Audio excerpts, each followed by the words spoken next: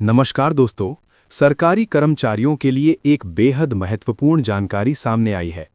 लोकसभा में एक सवाल के जवाब में सरकार ने साफ किया है कि स्टेपिंग अप ऑफ पे होने के बाद अगला इंक्रीमेंट कब मिलेगा और इसके नियम क्या हैं।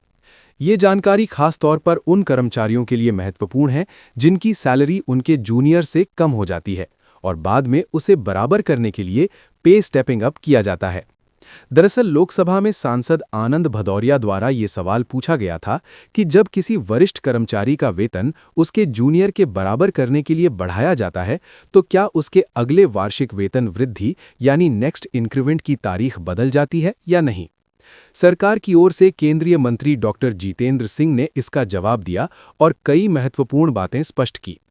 सबसे पहले सरकार ने बताया कि department of personal and training यानी डीओपीटी ने 13 सितंबर 2022 को एक सूचना दस्तावेज जारी किया था जिसमें वेतन निर्धारण से जुड़े नियमों को समझाया गया है। उस दस्तावेज के अनुसार यदि किसी वरिष्ठ अधिकारी का वेतन स्टेपिंग अप के माध्यम से बढ़ाया जाता है तो उसे अगला इंक्रीमेंट तब मिलेगा जब वो आवश्यक योग्यता अवधि यानी क्वालिफाइंग सर्विस पूरी कर लेगा और ये अवधि वेतन के पुनर्निर्धारण यानी रीफिक्सेशन की तारीख से गिनी जाएगी।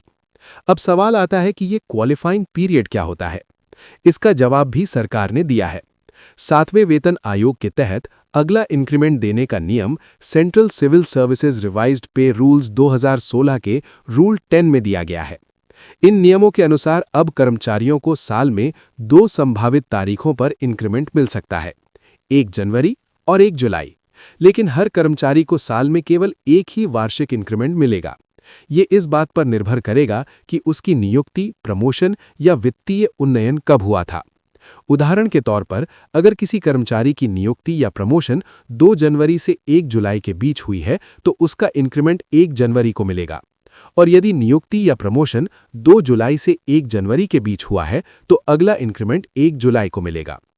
अब इस मामले में एक और महत्वपूर्ण पहलू सामने आया है जो दिल्ली हाईकोर्ट के एक फैसले से जुड़ा है। दिल्ली हाईकोर्ट ने 5 अक्टूबर 2023 को दिए गए अपने निर्णय में कहा कि पे स्टेपिंग अप केवल उस विसंगति को दूर करने के लिए किया जाता है जब जूनियर कर्मचारी वरिष्ठ से ज्यादा वेतन पाने लगता है। लेकिन इसका मतलब ये नहीं है कि वरिष्ठ कर्मचारी की नेक्स्ट इंक्रीमेंट डेट अपने आप बदल जाएगी। सरकार ने लोकसभा में यह भी बताया कि हाईकोर्ट के इस निर्णय को संबंधित मामले में लागू कर दिया गया है। तो कुल मिलाकर समझिए, अगर किसी वरिष्ठ कर्मचारी का वेतन उसके जूनियर के बराबर करने के लिए स्टेपिंग अप किया जाता है तो उसका अगला इंक्रीमेंट नियमों के अनुसार ही मिलेगा और इसके लिए आवश्यक सेवा अवधि पूरी करनी होगी।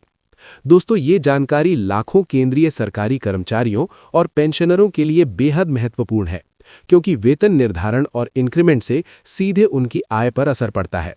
अगर आप सरकारी कर्मचारी हैं या सरकारी नौकरी की तैयारी कर रहे हैं तो इस तरह के नियमों की जानकारी रखना बेहद जरूरी है।